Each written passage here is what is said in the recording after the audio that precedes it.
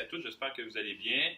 Aujourd'hui, ce dont on va parler, ce sera de la phrase de base, mais d'abord et avant tout, on va se concentrer sur notre intention pédagogique. Alors, l'intention pédagogique aujourd'hui va être de reconnaître la phrase de base à l'intérieur d'une phrase complexe. Pour faciliter la chose, nous vous rappelons les manipulations syntaxiques possibles. D'abord, il y a le déplacement. Ensuite, il y a le remplacement par la pronominalisation.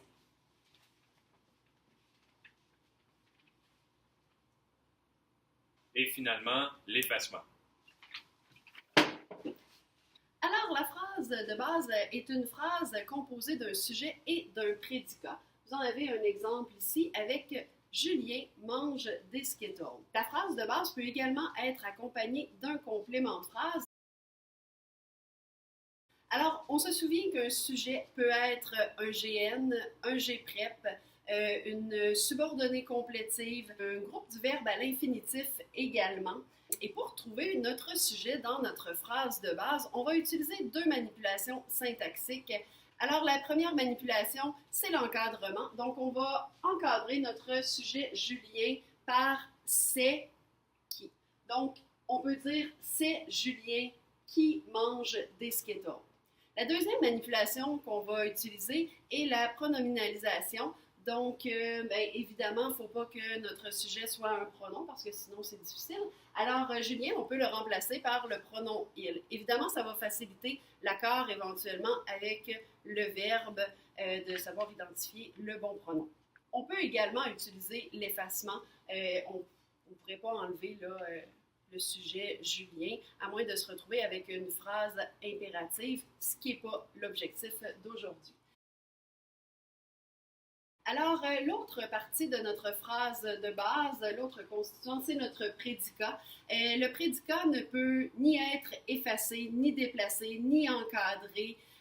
On ne peut pas le pronominaliser, donc aucune manipulation syntaxique. Maintenant, on va voir ultérieurement, dans une autre capsule, qu'à l'intérieur du prédicat, on va pouvoir utiliser certaines manipulations syntaxiques.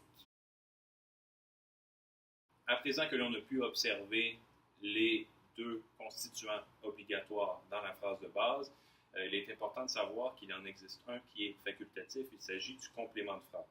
Pour pouvoir l'identifier, ce complément de phrase-là, on peut aussi utiliser des manipulations syntaxiques, naturellement. On se souvient qu'un complément de phrase, vous avez déjà vu ça, peut être un groupe nominal, un groupe prépositionnel, un groupe adverbial ou même une subordonnée CP. Le complément de phrase est effaçable en tout temps, est également déplaçant. On peut l'observer avec les exemples suivants. En revenant de l'école, Julien mange des Skittles. On assiste ici à une manipulation syntaxique de déplacement qui consiste à prendre le complément de phrase et à le mener en tête de phrase, bien entendu, en le détachant par une virgule. Également, Julien, en revenant de l'école, mange des Skittles. Ici, le déplacement s'est fait à l'intérieur même de la phrase. Tout cela permet de distinguer le CP du CN qui ne peut être déplacé partout dans la phrase. Je parle bien sûr du CN. Par exemple, Julien, mon frère, mange des Skittles. La phrase demeure la même. Julien mange des Skittles. On y a seulement ajouté une expansion du noyau du sujet, c'est-à-dire mon frère.